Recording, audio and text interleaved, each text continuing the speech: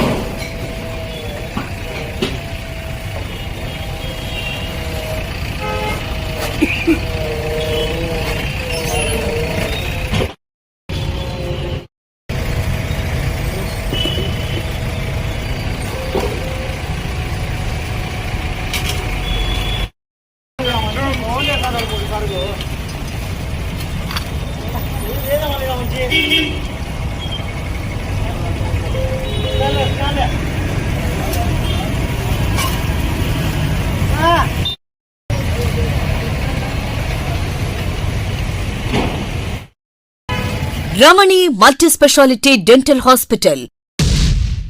పంటి నొప్పితో బాధపడుతున్నారా లేదా రంగుమారిన పళ్లతో బాధపడుతున్నారా? అయితే సంప్రదించండి డాక్టర్ గురుప్రసాద్ రమణి మల్టీ స్పెషాలిటీ దంత వైద్యశాల.